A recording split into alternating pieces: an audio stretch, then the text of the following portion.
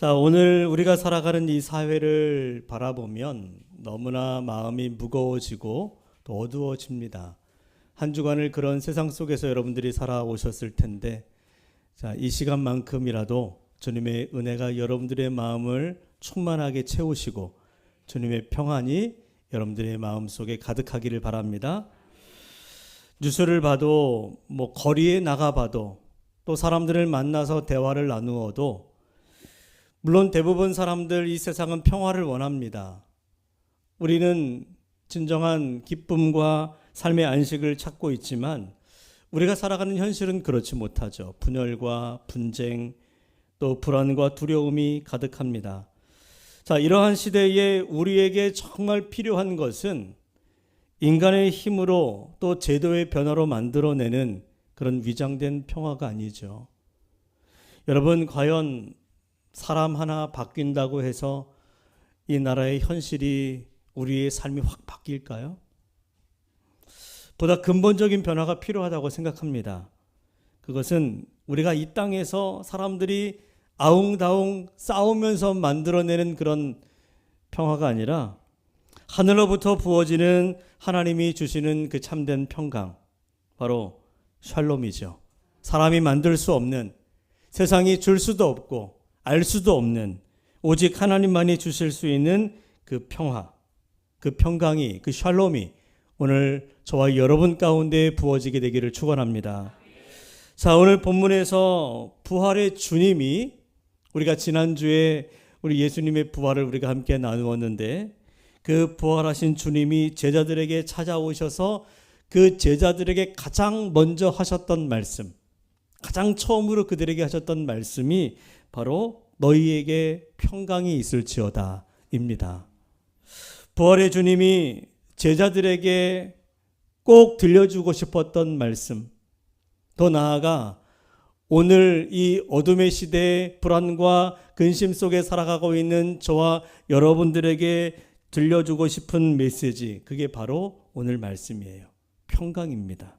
그러므로 오늘 이 예배를 통해서 부활하신 주님이 주시는 그 평강이 여러분의 심령 가운데, 또 가정 안에, 그리고 우리 교회와 이 나라, 이 민족 가운데 충만하게 임하기를 간절히 소망합니다. 자, 오늘 우리가 함께 읽은 이 본문을 포함한 요한복음 20장 안에는 사실은 요한복음 20장으로 보통은 끝난다라고 합니다. 그리고 21장은 부록이라고 신학자들이 이야기하는데, 자, 마지막 요한복음 20장을 기록하면서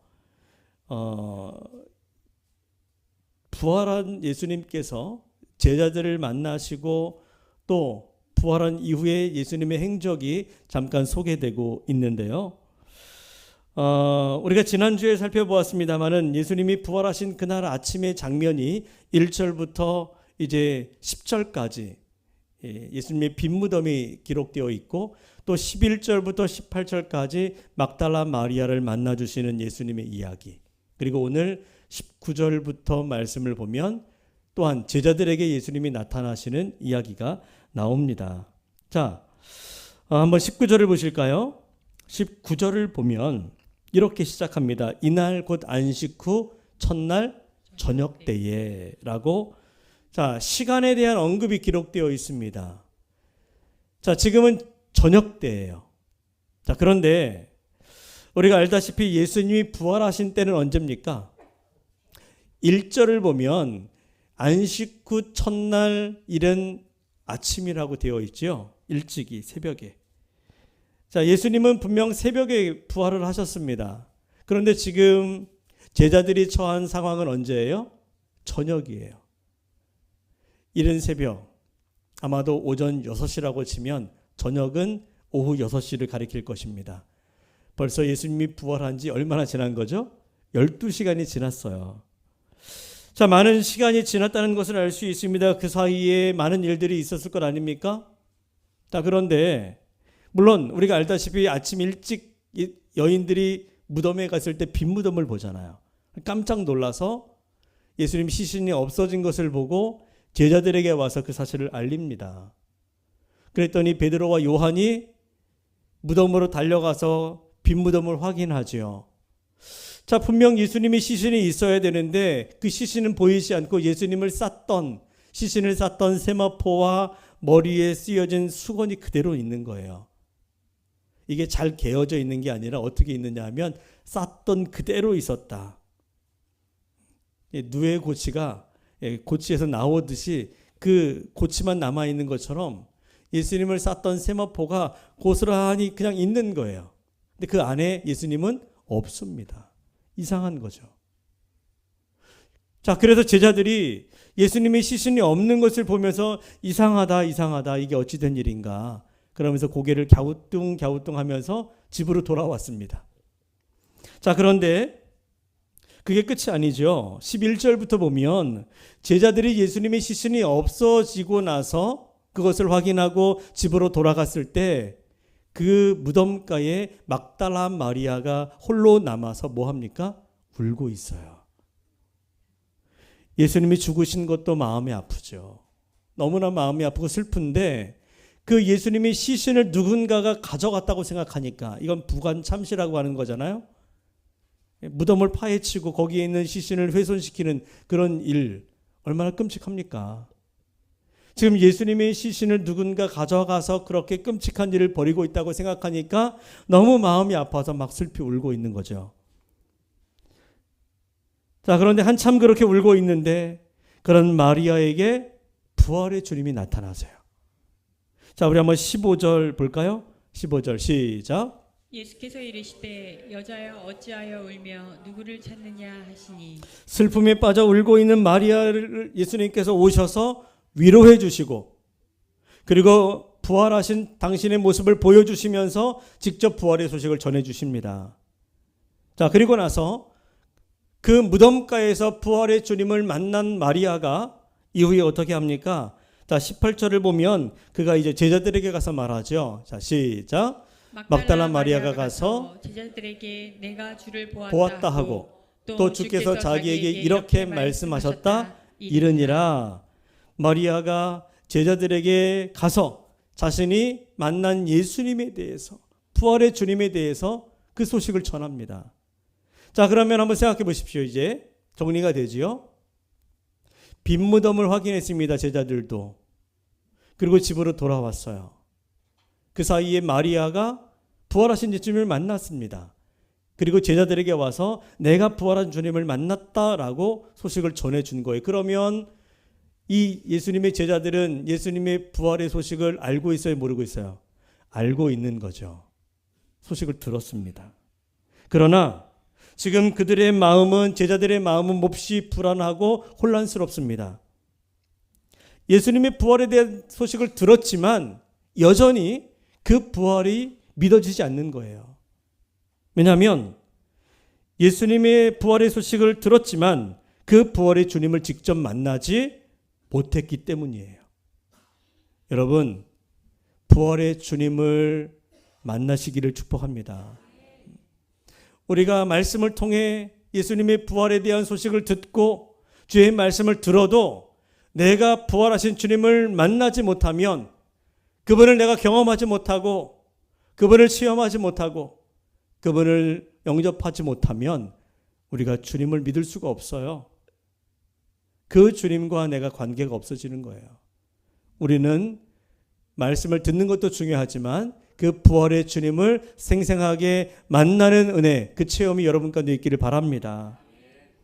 그래서 그들은 여전히 불안한 거예요. 부활의 소식을 들었지만 그 부활의 주님을 만나지 못했기 때문에 믿음이 생기지 않고, 그러니 그들은 여전히 불안한 거죠. 자, 지금 예수님의 시신이 무덤에 있어야 되는데 없어요. 사람들은 예수님의 부활을 알지 못합니다. 그러니까 누군가가 그 시신을 훔쳐갔을 거라고 생각하겠죠. 그러니 로마 당국이나 또 종교 지도자들은 누군가 예수님의 시신을 훔쳐갔다. 자, 그래서 그 시신을 찾으려고 지금 눈에 불을 켜고 아마 여기저기 샅샅이 뒤지고 있을 거예요. 제일 의심이 되는 사람은 누굴까요? 제자들이죠, 제자들. 그래서 지금 제자들을 찾고 있는데 이 제자들은 자신들이 붙잡혀서 신문을 당하고 고초를 당할 것이 두려우니까 지금 어딘가 숨어 있는 겁니다. 두려워서. 자, 그래서 19절을 볼까요? 그것을 이렇게 표현하고 있습니다. 제자들이 유대인들을 두려워하여 모인 곳의 문들을 어떻게 해요? 닫았더니 아무도 들어오지 못하도록 문을 꽉 걸어 잠그고 숨어 있는 거예요. 자, 그런데 여러분, 사실 이 제자들이 문을 잠그고 있지만 그들은 방문만 잠근 것이 아닙니다. 그들은 마음의 문도 닫고 있어요. 믿음의 문도 닫았습니다. 그리고 그 안에 스스로 갇혀서 두려움과 깊은 절망 가운데 빠져 있는 거죠. 그러니 마음의 문을 닫고 있고 믿음의 문을 닫고 있으니 부활하신 주님에 대한 소식을 들었어도 부활에 대한 감동이 없고 그저 두렵기만 했던 것입니다. 자, 여러분, 그런데 놀라운 일이 벌어지죠. 아무도 들어오지 못하도록 문을 꽉 걸어 잠그고 그 안에 숨어 있는데 그들에게 부활하신 예수님이 찾아오신 거예요. 문을 열어주지도 않았는데 갑자기 어느 순간에 그들 가운데 예수님이 딱 나타나시더니 뭐라고 말씀합니까? 19절을 이어서 보면 예수께서 오사 가운데 서서 이르시되 너희에게 평강이 있을지어다. 저는 여기서 너무나 중요한 복음을 보게 됩니다. 여러분, 그것은 부활하신 주님은 우리가 주님을 찾기도 전에 먼저 우리에게 오시는 것이죠. 그분은 먼저 우리에게 오시는 분이세요. 심지어 우리의 믿음이 불완전하고 여전히 의심이 가득하고 우리의 마음의 문을 닫고 있을 때에도 주님은 우리를 찾아오십니다. 주님을 배신하고 주님을 떠나 있고 주님을 찾지도 않고 믿지도 못하면서 그렇게 불안에 떨고 있는 제자들에게 예수님이 찾아오신 것처럼 때로 우리도 그럴 때가 있지 않습니까? 예수님을 잘 믿다가도 낙심이 되고 실망이 되고 또 뜻하지 않은 어려움과 문제가 생겼을 때에 믿음의 길에서 벗어날 때도 있고요. 말씀을 들어도 믿음이 생기지 않고 우리의 신앙은 점점 냉랭해지고 차가워질 때도 있습니다. 제자들을 보십시오.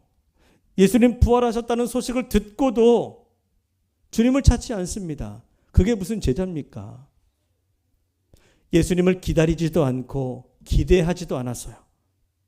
오히려 부활을 믿지 못했고 두려움과 절망에 있었습니다. 그런데도 예수님은 그런 못난 제자들을 찾아오세요. 문을 열어주지도 않는 그곳에 예수님이 먼저 오십니다. 부활하신 주님은 제자들이 꽉 걸어 잠근 문, 굳게 닫힌 그들의 마음의 문을 조용히 열고 그들 가운데 찾아오셨어요. 그리고 혼돈 속에 있는 그들에게, 두려움 가운데 있는 제자들에게 부활의 주님이 오셔서 하신 첫 말씀, 그게 뭡니까? 너희에게 평강이 있을지어다. 짧은 말씀이지만 너무나 강력한 메시지죠. 저는 이 말씀이 오늘 우리에게도 큰 위로가 된다고 믿습니다. 우리도 종종 때로 말씀을 향해서, 성도들을 향해, 교회에 대해서, 때로는 신앙생활하는 것에 대해, 기도하는 것에 대해서 마음을 닫고 스스로 불신앙에 갇힐 때가 있습니다. 때로 감당할 수 없는 현실 앞에서 낙심하게 되고 실망하게 되고 마음을 닫고 스스로 그렇게 문을 걸어 잠근 채 어둠 속에 있을 때가 있어요. 그러나 부활하신 예수님은 닫힌 문을 넘어 제자들에게 찾아오셨듯이 지금도 닫힌 문을 열고 우리의 마음속 깊은 상처와 두려움 속으로 들어오시는 분이세요. 그 주님을 향해 여러분 마음의 문을 여십시오. 지금도 여러분들의 마음의 문을 두드리시는 주님을 향해 그 문을 여시기 바랍니다. 주님은 우리에게 말씀하십니다. 너희에게 평강이 있을지어다. 여러분, 주님은 성도들의 삶의 자리를 외면하지 않으십니다. 특히 실패하고 좌절하고 여러 가지 질병과 문제가 있는 그 두려움의 자리, 절망의 자리, 무너진 자리야말로 부활의 주님이 가장 먼저 달려오시는 곳이세요. 부활의 주님은 모든 곳에 찾아오시지만 가장 먼저 찾아오시는 그곳이 어디일까? 두려움에 떨고 있는 제자들에게 오신 것처럼 오늘 두려움과 절망과 낙심 속에 있는 저와 여러분의 삶 가운데 먼저 찾아오십니다. 이게 부활의 주님이 주시는 은혜죠. 예수님은 우리에게서 멀리 계신 분이 아닙니다. 언제나 어디서나 우리를 찾아오시는 분이시고, 그리고 그분이 오시는 곳마다 부활의 주님이 주시는 그 은혜가 강력하게 임합니다. 여러분, 주님은 빛이십니다. 참 빛이세요. 그러므로 주님이 그 빛 대신 주님이 오시면 모든 어둠은 사라지게 되어 있어요. 주님은 참된 생명이십니다. 그 주님이 오시면 죽음이 더 이상 힘을 쓸 수가 없게 됩니다. 주님은 전능하신 하나님이십니다. 그래서 주님이 오시면 모든 질병은 치유되고 귀신은 떠나가고 우리를 묶고 있는 모든 결박은 풀어지게 됩니다. 여러분, 주님은 사랑이시죠. 그래서 주님이 오시면 우리는 그분의 그 넓은 사랑의 품 안에서, 그 안에서 참된 평안을 누리게 될 것입니다. 예수님은 지금도 여러분에게 찾아오셔서 제자들에게 들려주셨던 그 음성으로 오늘 저와 여러분들을 사랑하시면서 말씀하십니다. 너희에게 평강이 있을지어다. 이건 단순한 안부가 아니에요. 부활하신 주님이 우리의 삶에 가장 주기를 원하시는 은혜의 선포입니다. 그러므로 오늘 여러분 안에 이런저런 이유로 두려움과 인생의 어려움과 문제가 있다면 먼저 평강을 선포하시는 부활의 주님을 향하여 마음의 문을 활짝 여시고 그 주님을 인격적으로 만나는 은혜가 있기를 축복합니다. 그리고 주님이 주시는 평강이 이미 내 안에 임했음을 믿으시기 바랍니다. 자, 20절을 계속 보시면 부활의 주님이 찾아오셔서 이렇게 말씀하세요. 자, 다시 한번 말씀을 읽어봅니다. 시작. 이 말씀을 하시고 손과 옆구리를 보이시니 제자들이 주를 보고 기뻐하더라. 너희에게 평강이 있을지어다 라고 말씀하신 후에 예수님이 보여주신 또 하나의 행동이 있죠. 뭡니까? 손을 보여주시고 또 옆구리를 이렇게 옷을 들추어서 옆구리를 보여주셨다. 그랬더니 제자들이 보고 기뻐했다라고 합니다. 자, 왜 예수님은 자신의 손과 옆구리를 보여주신 걸까요? 그 손과 옆구리에 무엇이 있습니까? 손에는 못자국이 있을 것이고 그 옆구리에는 창자국이 있죠. 자, 그런데 여러분, 이것은 단지 손에 있는 못자국, 옆구리에 난 창자국을 통해 내가 바로 십자가에 못 박힌 예수다 라고 하는 것을 증명하기 위해서 보여주신 것만은 아닙니다. 더 중요한 것은 부활하신 주님이 오셔서 뭐라고 말씀하셨죠? 너희에게 평강이 있을지어다 라고 말씀하셨을 때 그 평강, 그 하늘의 샬롬, 이 평강이 진정으로 어디에서 오는지를 가르쳐주고 깨닫게 해주시기 위해서 보여주신 거예요. 이게 무슨 의미인가 하면, 자, 예수님의 손에는 십자가에 못 박혔을 때의 못자국과 창자국이 그대로 남아 있습니다. 그 몸에. 예수님은 부활하셨지만 그때 그 상처, 그 흉터는 그대로 남아 있다. 좀 이상하지요. 왜 남겨주셨을까? 예수님이 능력이 없으신 분이 아니잖아요. 예수님은 나병도 고치시는 분이십니다. 말씀만으로. 그렇다면 사실 여러분, 십자가에서 얻은 그 상처, 이게 무슨 영광입니까? 우리 예수님에게 있어서 십자가는 고통이에요. 수치입니다. 지고 싶지 않아서 피할 수만 있다면 피하고 싶었던 그 십자가인데, 그 십자가만 생각해도 막 치가 떨리고 고통스러울 텐데, 그런데 부활하자마자 그 흉터를 먼저 깨끗이 지우고 싶었을 텐데 우리 예수님은 그대로 그 상처를 남겨두셨다라는 것입니다. 그 이유가 무엇일까요? 그것은 그 상처, 그 흉터야말로 우리에게 진정한 구원을 주시기 위해서, 참된 평강을 주시기 위해서 치러진 대속의 징표이기 때문입니다. 그 손 때문에, 그 손에 있는 못자국 때문에, 그 옆구리에 있는 창자국 때문에 우리에게 평강이 임했고 우리에게 구원이 임했기 때문에 우리 예수님은 그것을 보여주신 거예요. 너희의 평강이 어디에서 온 것인 줄 아느냐? 이 손의 못자국 때문이다. 내 몸에 있는 창자국 때문에 너희에게 구원이 임했다는 것을 보여주시는 거예요. 이사야 53장 5절에 있습니다. 그분이 당하신 고난이 무엇 때문인지. 자, 우리 한번 같이 읽어볼까요? 시작. 그가 찔림은 우리의 허물 때문이요 그가 상함은 우리의 죄악 때문이라. 그가 징계를 받음으로 우리가 평화를 누리고 그가 채찍에 맞음으로 우리는 우리가 나음을 받았도다. 받았도다. 아멘. 주님은 우리에게 그 하늘의 평안, 참된 구원을 주시기 위해서 그 하늘 영광 버리고 이 땅에 오셔서 이 땅에서 받는 모든 고통, 가장 처절한 그 고통의 십자가를 통과하셨어요. 왜냐하면 십자가 없이는 구원도 없고 평강도 없기 때문입니다. 그래서 주님이 주시는 평강은 세상이 줄 수도 없고 알 수도 없는 평강이죠. 오직 십자가를 통해서만 주어지는 것이기 때문에 주님의 평강은 부활의 주님을 만날 때 깨닫게 되는 것이고 부활의 주님을 믿음으로 고백할 때 비로소 우리가 얻게 되는 것입니다. 그래서 제자들이 그 주님의 손과 옆구리에 난 창자국을 보았을 때에 비로소 예수님이라는 사실을 깨닫게 되었고 그 주님을 믿게 되었을 때에 비로소 그들의 안에 있는 모든 의심과 두려움과 불안이 사라지게 되었고 참된 평강을 누리게 된 줄로 믿습니다.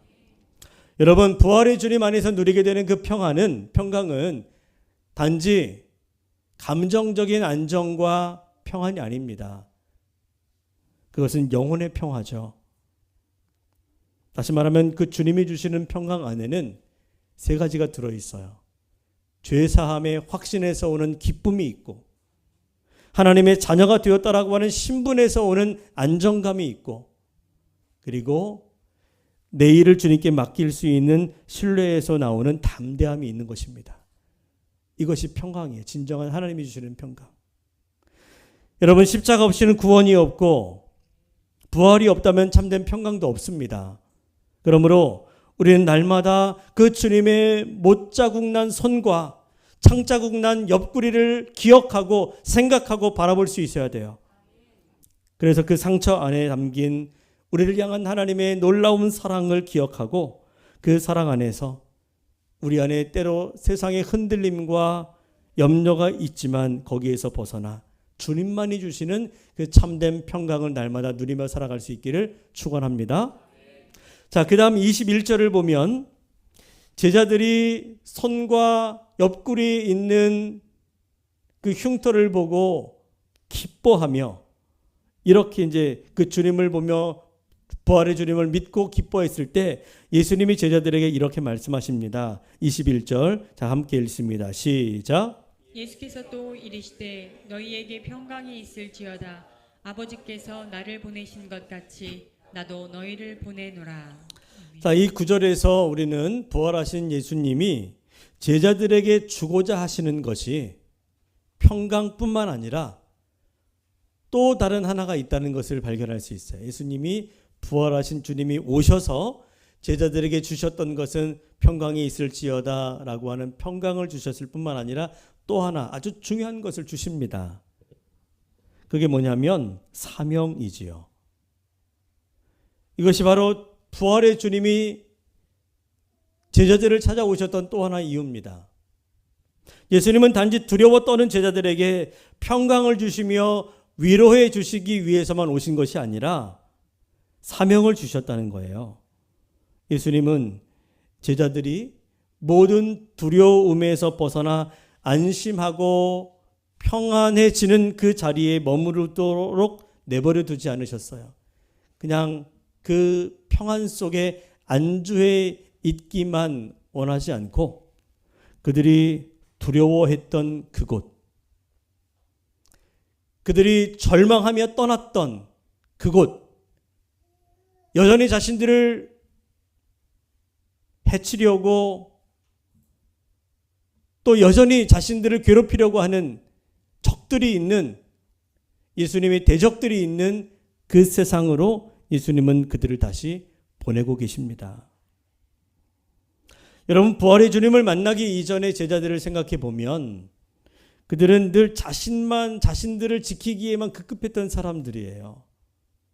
주님이 붙잡히시던 밤 그들은 예수님을 홀로 두고 다 도망갔잖아요. 지금도 여전히 예수님 부활하셨지만 문을 꽉 걸어 잠근 채 두려움에 자기들 살기 위해서 떨고 있는 거예요. 그러나 자신들을 찾아오신 부활의 주님을 만났고 그분의 평강을 얻은 후에 그들은 변화됩니다. 부활의 증인으로 바뀌고 보냄받은 그리스도의 사도로 변화되었고 죽음도 두려워하지 않는 사명자들로 변화되었습니다. 자, 여기서 예수님이 중요한 말씀을 하시죠. 오늘 21절을 보면 뭐라고 말씀하십니까? 아버지께서 나를 보내신 것 같이 나도 너희를 보내노라. 여기서 중요한 말씀이 뭡니까? 나도 너희를 보내노라. 이것도 중요하지만 더 중요한 것은 아버지께서 나를 보내신 것 같이 예요. 이게 핵심이에요. 여러분, 아버지께서 나를 보내신 것 같이, 다시 말하면 하나님이 예수님을 이 땅에 보내신 것처럼 내가 너희를 세상으로 보내노라 라고 말씀하시는 건데, 하나님이 예수님을 세상에 어떻게 보내셨습니까? 만왕의 왕이신 하나님이 그 아들 예수님을 세상에 보내실 때에 모든 권세와 모든 능력과 모든 영광을 가지고 세상으로 보내신 것이 아닙니다. 그랬다면 화려한 왕궁에 태어나셔야 될 텐데 우리 예수님은 초라한 마구간에 태어나셨어요. 하늘 영광을 버리신 거예요. 사람들의 비난과 공격에도 불구하고 우리 주님은 끝까지 진리 가운데 세상을 가르치는 일을 하십니다. 그리고 마침내 세상을 구원하기 위해서 십자가의 길을 걸으셨어요. 하나님은 그렇게 고난 가운데, 고통 가운데 우리 예수님을 보내신 것입니다. 그러나 우리 예수님은 그 하나님의 뜻을 알고 그분의 뜻대로 순종하여 그 고난의 길을 묵묵히 가셨어요. 그리고는 예수님이 그 동일한 방식으로 제자들을 세상에 보내신다는 거예요. 하나님이 아버지가 나를 세상에 그렇게 보내셨듯이 나도 너희를 세상에 보낸다. 내가 아버지의 뜻에 순종하여 고난과 고통을 감내하면서 이 믿음의 길, 진리의 길을 걸었던 것처럼 나도 너희를 세상으로 그렇게 보내는 거다. 그러니 너희들도 나의 뜻대로 순종하여 때로는 고난이 있고 고통이 있지만 진리 따라 믿음의 길을 걸어가라고 말씀하시는 겁니다. 우리도 이 세상을 살아가면서 세상에서 작은 예수가 되라는 거예요.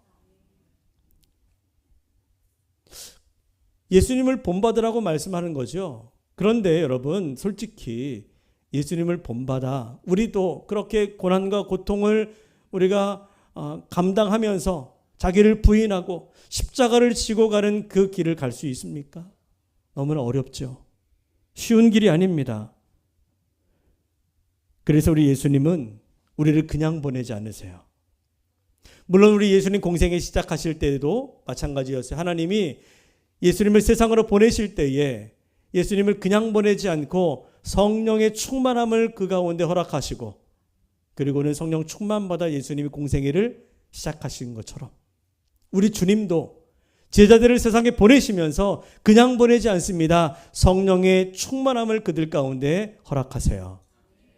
그래서 감사하죠. 자, 이어지는 22절을 보실까요? 자, 우리 함께 읽습니다. 시작.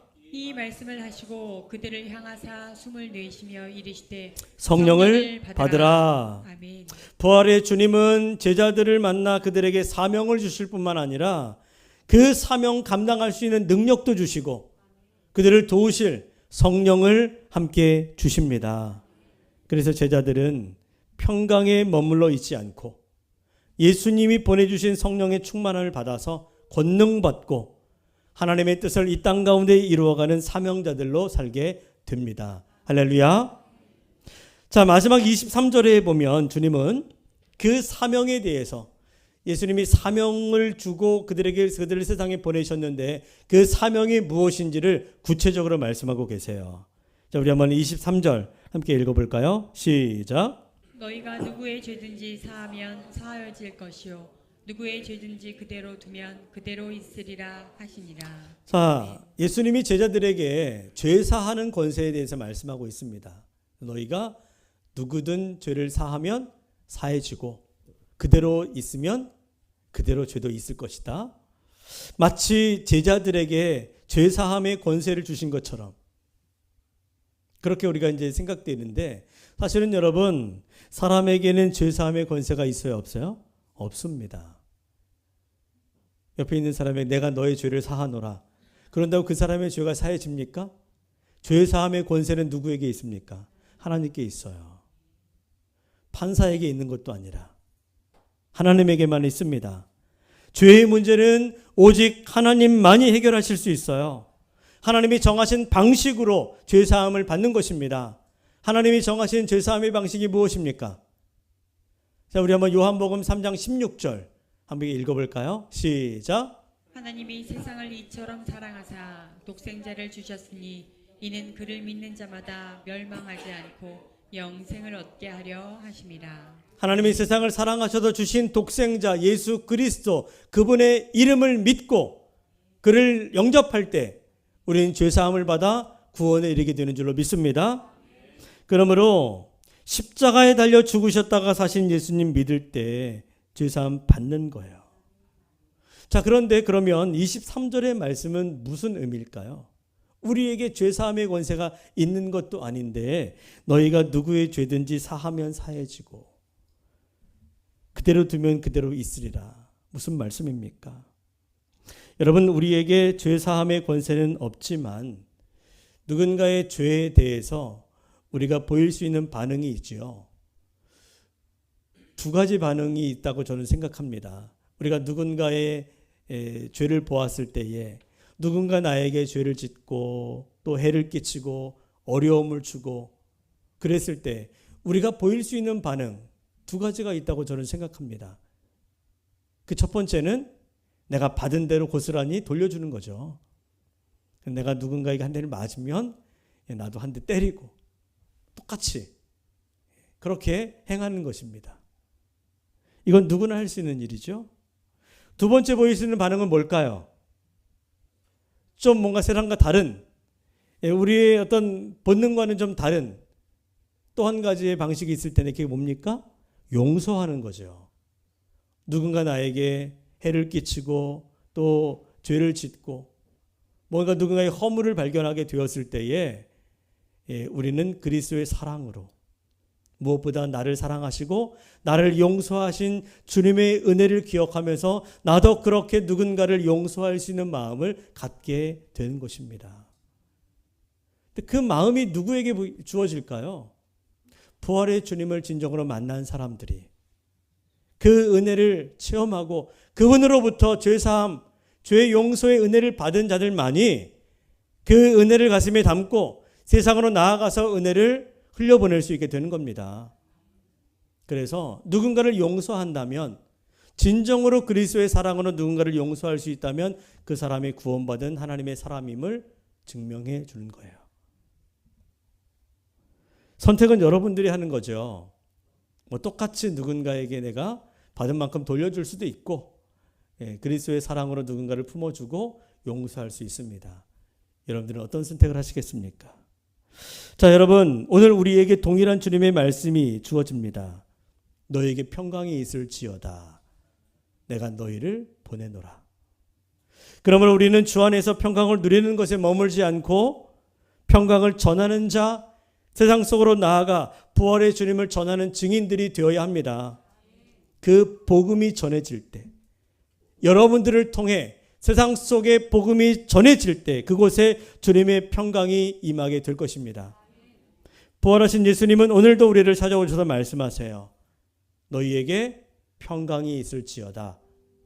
내가 너희를 세상에 보내노라. 여러분, 이 말씀을 꼭 마음에 새기시기 바랍니다. 마음에 두고, 그리고 나아가서 직장에서, 가정에서, 이웃들과의 관계 속에서, 교회 안에서뿐만 아니라 교회 밖 세상 속에서 우리는 부활의 주님이 주시는 평강을 가진 자로서 세상이 줄 수 없고 세상이 알 수도 없는 우리들만이 가지고 있는 하늘의 평강, 그 평강을 가진 자로 그 평강을 세상으로 흘려보내는 화평케 하는 자, 그들이 복이 있나니 하나님의 아들이라 일컬음을 받을 것이다 라고 했으니, 여러분들이 세상 속에서 그 화평을, 평강을, 샬롬을 나누어 줄 수 있는 그런 피스메이커가 될 수 있기를 주님의 이름으로 간절히 축원합니다.